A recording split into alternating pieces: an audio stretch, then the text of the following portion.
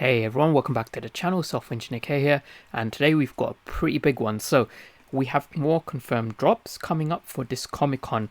I'm going to be going through my updated drop strategy because I have changed my strategy now with the information that we now have. I did also want to go and touch a little bit on Comic Con since Comic Con is now officially live. So I'll share a few things that you guys can do. And also I just want to touch on the price of Omi for today. So if we go straight to Twitter now, you guys can all join in as well, so you should be able to create a badge. So this is my badge, and a few others have started creating their own ones as well. And the badge is basically, it doesn't really mean anything specifically. It's not going to give you any special access, but it's a cool thing to do. And you could get these, physically at the physical one, but now you can pretty much print these at home. So if you want to create your own badge, all you need to do is go to the comiccon.org site, and within the fan activity section you should find badges, and you can create a badge if you're an attendee, professional, exhibitor, volunteer, staff, child, or you can just do one for pets. You can just make yourself a pet if you want, to each their own. Now this program schedule is also up. So today is the first day, on the Wednesday, and there's only one kind of panel going on. It's the G.I. Joe one, and then we're going to get a few more tomorrow, and then the Friday we should have quite a lot more of stuff. Let's see, we've got this really cool Dragon Ball special panel as well. I'm quite excited about this one. I had a look at it. It's got, a bit of information regarding the Dragon Ball Super movie.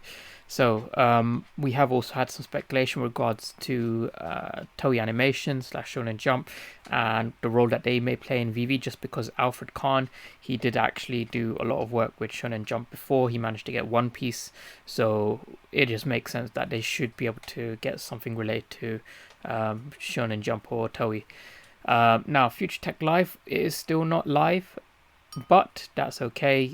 They said that there were some technical issues, but once it's up, what we should get is a kind of metaverse where we can go in, interact with each other. Some people ask kind of like, what can you do? So this little trailer kind of just does show what it may look like. And you'll be able to kind of see your NFTs as well. So if we just think for a second, we have, let's just see here. Okay, so we can see here that they've got this metaverse, and they've got what appears to be kind of NFT portraits being shown here. So I believe we'll get something similar to that, but with VV Collectibles. I believe that they've already built kind of these Future Tech Live metaverses, so it shouldn't be that difficult to kind of adapt it for VV. So we'll see what happens next. Now, on the point of the new drop, so my new update strategy, I'll share that with you guys in a second, but we do have a drop by Jermaine Rogers. So his track record is pretty impressive. He's done posters and vinyl art for Dave Bowie, Radiohead. Radiohead's quite a big one. Childish Gambino, Queens of the Stone Age, Foo Fighters, another really big one. And he's released products through Kid Robot, Medicom Toy, Strange Co, and Dero 72. Now in the upcoming AMA we're going to have on Clubhouse, we should have Frank Kozik, Jeremy Rogers, and some other kind of artists that Vivi's working with, so you guys can interact with them, asking questions about these drops. Now they've got a kind of like a pretty interesting backstory, but yeah, we've got 4 different versions. We've got a common 2222 editions, the rare 1666, the uncommon 166, the rare 1111, and lastly the ultra rare, which is 888. The prices aren't too steep, kind of what you would expect. Now my strategy for this drop is I'm actually not going to be targeting the ultra rare first, and that's for a few reasons. Firstly, I assume everyone is going to be targeting the ultra rare, and with 888 editions, it's likely I won't be able to hit it. So what I will probably do is, I assume most people are just going to go for the ultra rare, so I am going to be targeting the rare, which is 1111 edition. Now, even though it's only slightly more editions, I believe this is going to be much less targeted when drop time comes, just because, you know, there are a lot of flippers who are going to be trying to flip the ultra rare, as well as people who are running bots with emulators.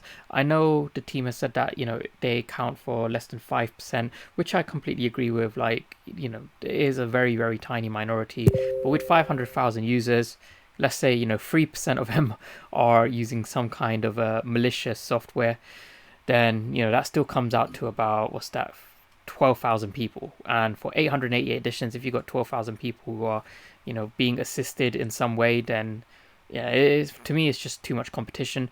So that being said, with the capture, some people do fail to capture, and there is 90 seconds to purchase. So I believe I can quite comfortably purchase this, do the capture, everything within 90 seconds.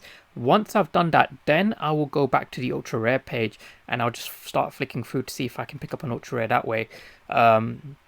And then for the rare and common, for the uncommon and common, I'll just pick those up on the market, because I doubt these are going to be going for too much higher.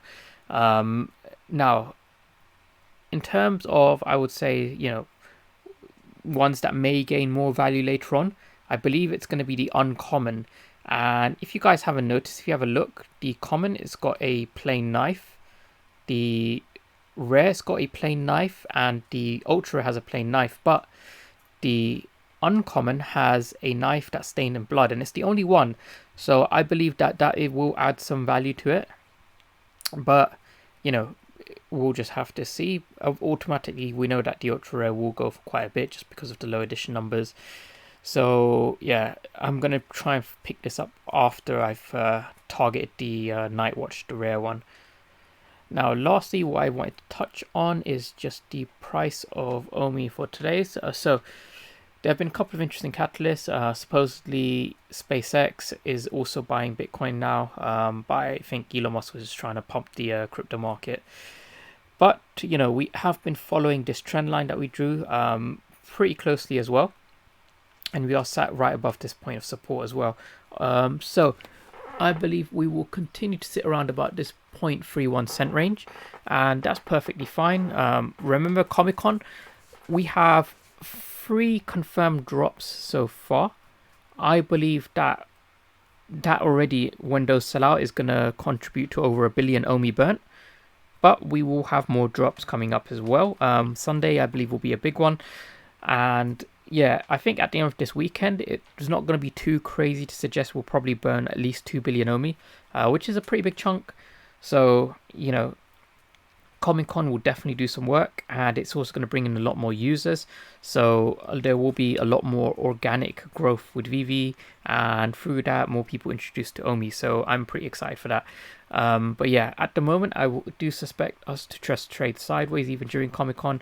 It's only after we get these new users onboarded do I see us continuing, you know, consistently up this very slightly uptrend. But yeah, that's pretty much everything I had to go through with you guys today. Thanks so much for watching. Please do like and subscribe to support the content, and I'll see you guys in the next video. See ya.